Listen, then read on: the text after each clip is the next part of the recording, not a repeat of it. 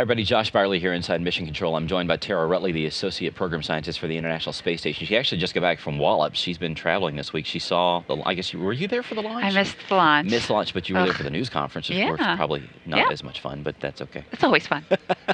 So let's talk about Cygnus. It's on its way to the space station. It'll be there this weekend. It's carrying just tons of science for the crew, a lot of student experiments. Talk a little bit about what's on board. Oh boy, we have just about every kind of discipline on board. So we have a big deal about this launch is that we have a lot of national laboratory payloads. So the national lab is managed by CASIS.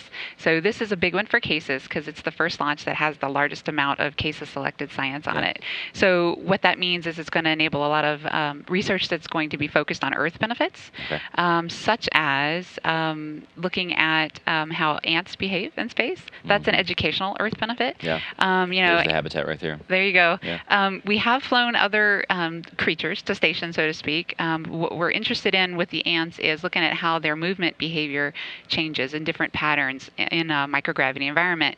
And we don't know how they're going to behave. We've never looked at this before, and it's actually going to be performed on orbit. And at the same time, there'll be cameras watching these ants, and that imagery and video will be beamed down to students on the ground.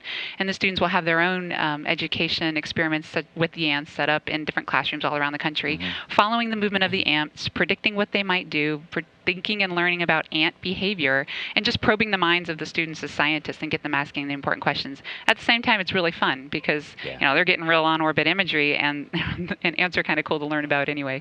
I remember we flew some spiders back a few years ago, and I think one of the things that amazed me was that, here's this small insect that adapted extremely quickly to being up in space, and there's lessons to be learned from that, right? Yeah, it did. Yeah, the lessons to be learned about adaptation apply to every living organism that flies in microgravity. We're all creatures of the gravity environment. So we humans, astronauts, we go up there, we adapt, we come home, we have to readapt again to Earth.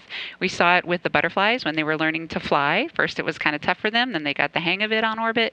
We learned it with the spiders, especially the ones that have to jump after their food. Yeah, because when they got home, we saw videos of the spiders jumping and landing on their backs because they weren't used to jumping in on Earth anymore, right? So they figured it out eventually, and they were able to jump normally again. But every creature goes through a readaptation period, which is why the space station is important, especially for exploration beyond low Earth orbit. Yeah, we talk a lot about the space station inspires students a lot, and the space station is critically important for science.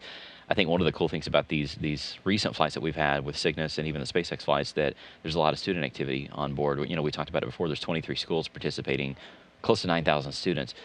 But they're doing real science. Like, these aren't just fun experiments. I mean, they are fun, but they're real science that they're actually looking at. Talk about that. So there are several investigations as part of the Student Space Flight Exploration Program, where that's through the National Center for Earth and Space Science Education, NCESSE.org.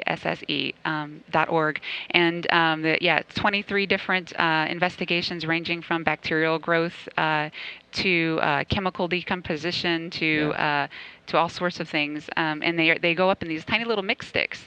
And when they're on orbit, they're activated. When they come home, the students will receive those samples back and look at the results of their proposals or their hypotheses. And in fact, these students, I think over 8,000 students are represented on the ground by just these 23 payloads, and there were thousands. There was about 2,000 proposals that were submitted. So it was highly competitive, and these proposals had to go from beginning to end. Why do you think my science counts? What's important? What are we going to learn? What's unique about microgravity? And then these guys are going to have to come back in the summer and talk on stage in DC at the Smithsonian about their results. So we're talking fifth graders, 5th through 12. I never did such a thing when I was a fifth grader. I don't think I was doing that. Yeah. So the opportunities that are coming through Space Station for students and they're ongoing, just tremendous. So talk about, the news came out this week that the administration's proposed the station to be extended to 2024, things like that. Do you think that that's a good thing, that it'll give us more chances to kind of see the real benefits of this? I mean, science is not fast, right? It takes a while to kind of get these things up there, study it, and what do you think that will allow us to do in terms of just the benefits of seeing things here on Earth? Oh man, first of all, what it's going to do now for us at this very minute is allow us to reach out to researchers to tell them you have ample time to do the research you Right. want to do. It's not just going to end in 2020. Because you said science takes time. Scientists want to know how can we replicate what we're doing and do it over and over again to make sure that what we're going to publish is a real benefit to Earth or space. Yeah. So yeah, the 2024 extension is going to give us increased science portfolios, increased numbers, but also time to get the benefits and communicate to the public what the benefits are. And as you can, science, you build on science, right? So you get a basic discovery, you build and you build and you build.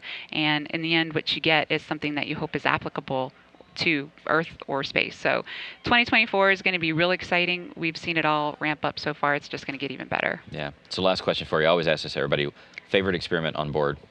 Maybe not right now, but just in everything you've ever worked on, what's your favorite? I fluctuate. You talk about colloids a lot, which took me forever to understand it. But colloids. The colloids are cool. Colloids, they're not my favorite, but they're cool.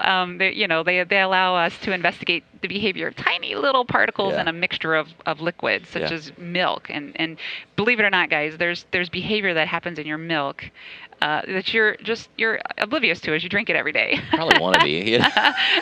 You might, but when you're pouring your fabric softener in, you want to know that what you're using is stable and good, right? Yeah. And in that mix is colloids. And so we look at investigations of colloids on the space station because we want to know how those tiny little particles really do behave. Because if we can figure it out and manipulate them, what you get is an end product that is optimized for how we ever use it, whether it's putting it in our clothes or drinking it, right? So that's a cool one. My favorite right now, though, is the AMS, looking for dark matter and dark energy. The secrets of the universe. Secrets of the Small universe. task. Yeah, Small task. Everybody wants to know. Small task, but it's the coolest. Thanks, Tara. Appreciate it. If you want to learn more about the Orbital Sciences Cygnus and what's on board, just log on to nasa.gov/orbital.